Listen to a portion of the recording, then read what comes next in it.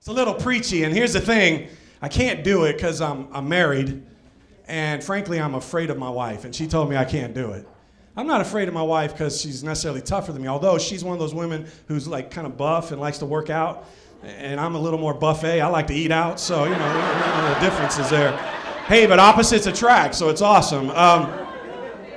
No, I'm afraid of her because I think she had a secret life. Have you ever seen the movies where somebody has a normal life and then something happens and a switch clicks and it's like they were some other thing? My wife, I think, was an assassin in a previous life or something. I came in the house the other day to let her know there was a rattlesnake in our front yard. And I told her, I said, there's a rattlesnake in the front yard. And her eyes like went weird as she ran into the garage. And I hear this banging around as she comes back out with a mop that she had modified into a weapon. She had pulled the handle or the head of it off, and it was just an upside down triangle on a piece of stick. I said, what are you gonna do? She said, I'm gonna go kill this snake.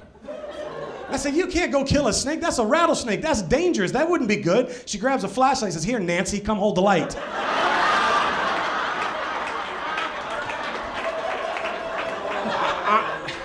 I'm like, I'm just trying to protect you, babe. I'm just, really. So I go out there, and I'm holding the light, and I'm like Michael J. Fox. I'm just like, was that too soon? It's too soon. Yeah, it's okay to make fun of fat people, but don't you get on Michael J.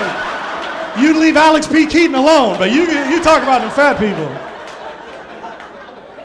All right, so I'm holding the light, and the snake, right in the middle of the snake's mouth was a mouse. It was just in the middle of eating, which is the only reason why it hadn't killed both of us. And I said, what are you going to do? She said, I'm going to drop this thing down, and I'm going to kill the snake.